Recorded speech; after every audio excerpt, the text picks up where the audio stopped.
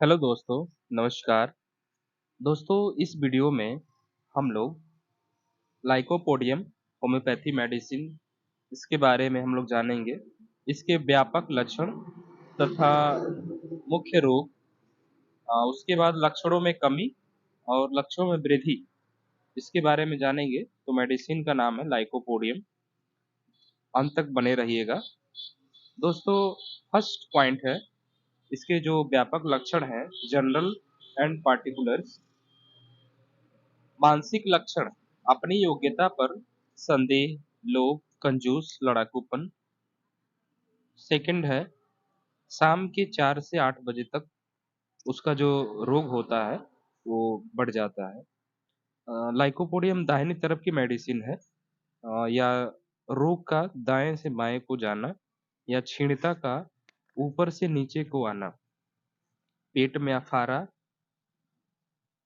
अजीर्ण रोग, बेहद भूखा किंतु 2 कौर के बाद उठ जाता है, पेशाब में बालू की तरह का लाल चूड़ा, मूत्राशय की पथरी, सिर दर्द, गठिया आदि में उपयोगी है। नपुंसकता की औषधि है, दाहिनी तरफ की हार्निया में भी उपयोगी है ये। नेक्स्ट है निमोनिया के बाद से रोगी कभी अच्छा नहीं हुआ है, तो उसमें लाइकोपोडियम हम दे सकते हैं। और जो लाइकोपोडियम का जो पेशेंट होता है वो शीत प्रधान होता है। तो इसके बाद हम लोग लक्षणों में कमी, इसकी जो मॉडलिटीज है उसके बारे में जानेंगे। दोस्तों, लाइकोपोडियम को गर्म पेय, गर्म भोजन पसंद करता है। हरकत से रोगी को आराम आता है, डकार आने से आराम आता है, सिर खुला रखने से आराम आता है। नेक्स्ट है लक्षणों में वृद्धि, उसकी परेशानी कब बढ़ती है, तो 4 से 8 बजे तक रोग वृद्धि होता है। दाहिनी ओर का रोग होना, सर्दी से रोग बढ़ना, क्योंकि औषधि शीत प्रधान है, ठंडा खाने पीने से रोग वृद्धि हो जाता है उसका। फिर इसके विस्तार से हम लोग जानेंगे। दोस्तों, मानसिक लक्षण लाइकोपोडियम का मेंटल सिम्टम है, उसको हम लोग जानेंगे। अपनी योग्यता पर संदेह, लोभ, कंजूस, लड़ाकूपन। मानसिक लक्षणों को लाइको और नक्स में इतनी समानता है कि चिकित्सक को यह निर्णय करना कठिन हो जाता है कि किस औषधि को दें। दोनों तीव्र बुद्धि हैं, शरीर से कमजोर। शरीर के विकास और मानसिक विकास में अंतर पाया जाता है। शारीरिक विकास पिछड़ा हुआ और मानसिक विकास आगे बढ़ा हुआ। कमजोर, पतले दुबले व्यक्ति जो पहली नजर में देखने वाले पर कुछ प्रभाव नहीं छोड़ते, परंतु कुछ देर तक उनसे बातचीत करने पर पता चलता है कि इस दुबले पतले शरीर में किसी बुद्धिमान आत्मा का निवास है। बड़े नाजुक, सेंसिटिव होते हैं, जरा सी बात पर पारा चढ़ जाता है, धैर्यहीन होते हैं, असंतुष्ट, किसी पर विश्वास न करने वाले। यहाँ तक मानसिक लक्षणों में दोनों में समानता है, परंतु इनमें भेद भी है। नक्स का गुस्सा, उसकी चिड़चिड़ाहट, बदमजगी तब हाजिर होती है जब कोई दूसरा उसके नजदीक झगड़ने जाए। लाइको तो खुद लोगों से झगड़ा मोल लिया करता है। लाइको का मरीज दूसरे पर हावी होना चाहता है, हर बात में नुक्स निकालता करता है, तेज मिजाज का होता है, कोई उसकी बात को काटे तो वह सह नहीं सकता। डॉक्टर एलेन ने उसकी ऐसी व्यक्ति से तुलना की है जो डंडा लिए यह सोचा करता है कि किस पर वह प्रहार कर सकता है। इसके अतिरिक्त नक्स के रोग प्रातः काल बढ़ते हैं, लाइको के सायंकाल 4 से 8 बजे तक बढ़ते हैं। नक्स भरपेट खाना खा लेता है, बाद को उसकी पेट की तकलीफ शुरू हो जाती है, और लाइको तो 2-4 कौर खाने के आगे खा नहीं सकता है। 2-4 कौर के बाद ही पेट भारी लगने लगता है। लाइको जो पेशेंट होता है वो लोभी, कंजूस, लालची और लड़ाकू होता है। वह अपने योग्यता पर संदेह भी करता है। जैसे कि इसके रोगी में प्रायः देखा जाता है कि व्यक्ति को अपनी योग्यता में संदेह होता है।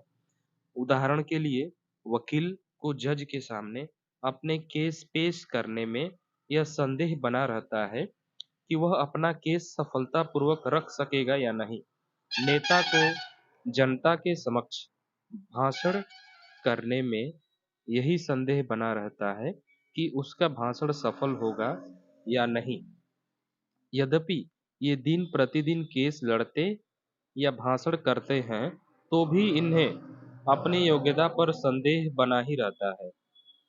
जब ये भाषण करते हैं, तब बड़ी सफलता से अपना कार्य निभाते हैं, परंतु शुरू-शुरू में यह डर सताता रहता है कि कहीं भाषण करते हुए अटक न जाएं, अपनी युक्तियों को भूल न जाएं।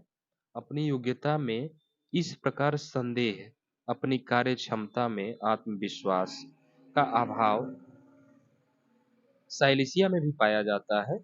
इस प्रकार का आत्मविश्वास का अभाव इन दोनों औषधियों में सबसे अधिक इस लक्षण को दूसरे शब्दों में घटना होने से पहले चिंता कहा जा सकता है। एकांत से डरना भी और एकांत चाहना भी। रोगी उन्हीं के पास रहना चाहता है जो सदा उसके साथ रहे। अपरिचितों से वह दूर रहना चाहता है। एक छोटे से कमरे में एकांत रहना वो पसंद करता है, परंतु यह भी चाहता है कि उसके पास एक दूसरा भी कमरा हो, जिसमें कोई उसका जान पहचान का व्यक्ति रहे। इस दृष्टि से लाइको एकांत चाहता भी है और निपट एकांत से डरता भी है। झट से रो देता है।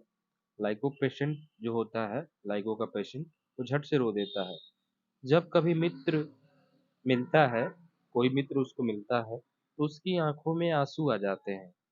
अगर कोई मित्र कुछ भेंट दे, तो धन्यवाद देने के साथ-साथ उसके आंसू टपक पड़ते हैं। वह इतना इतना स्नायु प्रधान होता है कि जरा सी खुशी के मुकाम पर रो देता है। अत्यंत भावुक होता है। अंधकारमय पागलपन या दृष्टिकोण उसके चित्त में अजीब तरह के बुरे-बुरे विचार आते रहते हैं। अगर जगत का नाश हो जाए, अगर घर के सब लोग मर जाएं, अगर मकान को आग लग जाए, भविष्य के विषय में इस तरह के विचारों को सोचते-सोचते पागलपन आ जाता है। शाम को 4 से 8 तक रोग का बढ़ना, जो लाइको का पेशेंट होता है, उसके जो प्रॉब्लम्स होती है, अधिकतर 4 बजे से लेकर 8 बजे तक की परेशानी होती है, बढ़ती है। इसके रोग के बढ़ने का समय निश्चित है। इसकी शिकायतें शाम को 4 से 8 तक बढ़ा करती हैं। नए तथा पुराने रोगों में प्रायः उनके बढ़ने का यही समय होता है।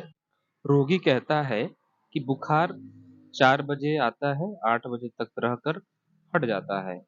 मलेरिया हो या कोई भी बुखार हो, अगर उसका यह समय निश्चित है, तो इस औषधि से अवश्य लाभ होगा। मलेरिया, टाइफाइड, गठिए का दर्द, वात रोग के बुखार, निमोनिया, दमा आदि कोई रोग भी क्यों न हो, अगर 4 बजे तबीयत गिर जाती है, 4 से 8 बजे रोग के बढ़ने का समय है, तो इस औषधि को भुलाया नहीं जा सकता। लाइको से अपचन के ऐसे अनेकों रोगी ठीक हुए हैं, जिनमें पेट में जलन 3 बजे दोपहर शुरू हुई और शाम 4 बजे पित्त की उल्टी के बाद जलन दूर हो गई। दाहिने तरफ का रोग या रोग का दाहिने से बाएं जाना, कोई भी रोग जो शरीर के दाहिने हिस्से पर आक्रमण करे या दाहिनी पर आक्रमण करके बाईं तरफ जाए, तो इसकी तरफ ध्यान जाना चाहिए। अगला है पेट में अफारा। पेट में अगर अफारा हो जाए, फ्लैचुलेंस हो जाए, तो पेट के अफारे या पेट में हवा बनने के संबंध में 3 औषधियाँ मुख्य हैं: कार्बोवेज, लाइको और चाइना। यह गैस की औषधियों का ट्रिक है। कार्बोवेज में पेट के ऊपर के हिस्से में हवा भर जाती है, नाभि से ऊपर वाला भाग भरा रहता है, रोगी ऊपर से ढकार करता है। लाइको में पेट का निचला हिस्सा वायु से भरा रहता है, आंतों में भोजन पड़ा पड़ा सड़ा करता है, हर समय गुड़गुड़ होती है, नीचे के पेट में हवा फिरती रहती है। लाइको का रोगी कहता है कि मैं जो कुछ खाता हूँ सब हवा बन जाता है, प्रतीत होता है। हवा की गुड़गुड़ाहट विशेष तौर पर बड़ी आंत के उस हिस्से में पाई जाती है जो तिल्ली की तरफ है, अर्थात पेट के बाईं तरफ। हवा उठती तो दाईं से ही है, परंतु निकल न सकने के कारण बाईं तरफ अटक जाती है। दाईं तरफ उठने के कारण बाईं तरफ होते हुए भी पेट में ऐसी गैस लाइको का ही लक्षण है। चाइना की हवा सारे पेट में भरी रहती है। रोगी यह नहीं कहता कि हवा ऊपर है या नीचे, वह कहता है कि सारा पेट हवा से भरा